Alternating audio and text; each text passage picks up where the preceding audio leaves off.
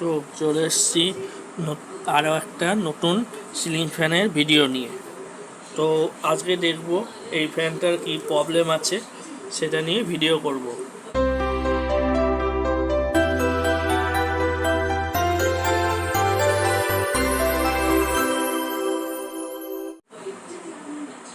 তোমরা দেখতে পাচ্ছ এখানে একটা ফ্যান আছে, আমি ফ্যানটাতে লাইন দিচ্ছি, তোমরা দেখো ফ্যানটা কোনো রেসপন্স ফ্ল্যাশ হচ্ছে কিন্তু ফ্যানটা কোনো রেসপন্স দিচ্ছে না, আর টেস্ট ল্যাম্পও জ্বলছে না। ঠিক আছে, তো এই নিয়ে ভিডিওটা করব যে এটা প্রবলেমটা কী থেকে হয়।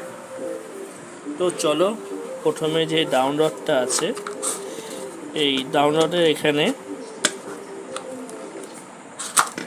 এই যে নাটটা আছে, এই নাটটা প্রথমে খুলে নিতে হবে। চলো প্রথমে নাটটা খুলে নিই। তো তোমার এটা আছে ডাউন রডের রডটা আমি খুলে নিয়েছি। তো এখানে দুখানা তার আছে, তার দুটো আমি কেটে দেবো, এখন খুলছি না, আমি ডাইরেক্ট কেটে দিচ্ছি।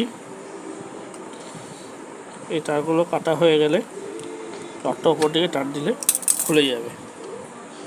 তো এখানে ফার্স্ট আমি যে প্রবলেমটা দেখতে পেলাম, তোমরা দেখো এই ক্যাপাসিটার দিয়ে তেল লিক করেছে, মানে ক্যাপাসিটারটা তেল ছেড়ে দিয়েছে।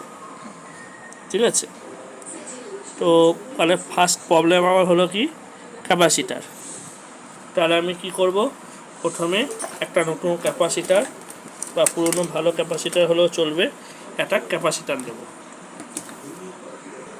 তো আমি নতুন ক্যাপাসিটার নিয়ে নিয়েছি। এবার কি করব, এই যে ফ্যানের ক্যাপাসিটার কানেকশানটা দেখবো কোথায় কোথায় আছে। ঠিক আছে, প্রথমে এই 2 নম্বর আর 3 নম্বর এই কানেকশানটা আছে। তো এখানে হোল্ডার থেকে কানেকশান দুটো ক্যাপাসিটার আউট করে নেব। ক্যাপাসিটার থেকে কানেকশান আউট করে দিলাম। এবার টেনে ক্যাপাসিটারটা খুলে দেবো।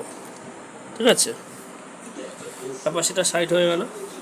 এবার যে আমি নতুন ক্যাপাসিটার নিয়েছি, সেই ক্যাপাসিটারটা এখানে কালোটায় আর আরেকটা তার আছে সেটা হচ্ছে হলুদ, এই হলুদে লাগিয়ে দেবো। ঠিক আছে, লাগিয়ে দেওয়ার পর আরেকটা কাজ করতে হবে, যে লাল কানেকশানটা দেখতে পাচ্ছ, এই কানেকশানটাও খুলে দিতে হবে।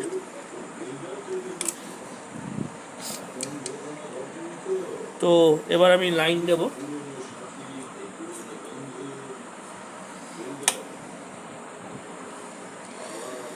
এই হলুদ আর লালে ধরবো। তারপরে দেখো ফ্ল্যাশ হচ্ছে কিন্তু ফ্যান চলছে না। ঠিক আছে, চলো তাহলে এবার ফ্যান খুলতে হবে। এরকম করার পর না ক্যাপাসিটারটা এরকম শর্ট করে দেবে, এরকম ফ্ল্যাশ হলো, এরকম ক্যাপাসিটার কারেন্ট ঢুকে যায়। আমার সব সময় ফ্ল্যাশ করে নেবে, তোমার কিন্তু কারেন্ট খাওয়ার সম্ভাবনা থাকে না।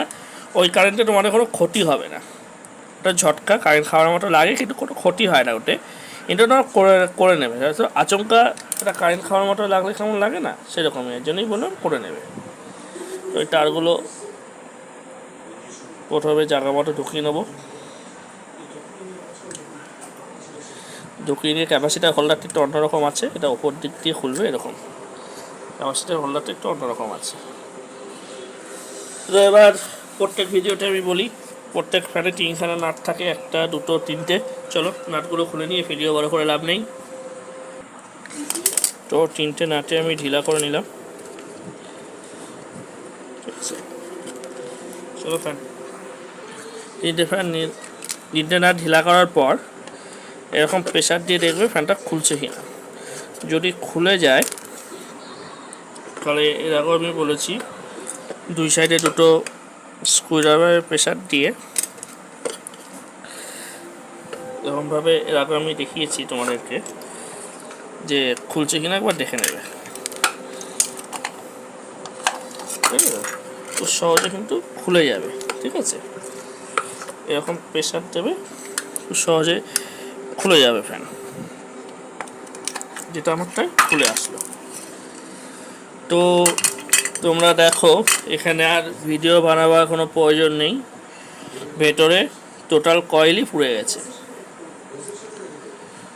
তো এবার এই কয়েলে আমাকে কাস্টমারকে জানাতে হবে, নতুন কয়েল করতে হবে, তার খরচা বলবো, তারপরে সে করাবে কি করাবে না তার ব্যাপার। তো সেটা নিয়ে আমি আর এগোচ্ছি না। তো এই ফ্যানটার কয়েল পুড়ে গেছে, এইটা নতুন কয়েল করতে হবে, এটি হচ্ছে মেন ব্যাপার। ওকে, তো আজকের ভিডিওটা এই পর্যন্তই। ভিডিওটা ভালো লাগলে একটা লাইক, শেয়ার, কমেন্ট এবং চ্যানেলটাকে এরকম ভিডিও আরও পেতে একবার সাবস্ক্রাইব করে দেবে। তো ওকে, টাটা, গুড বাই।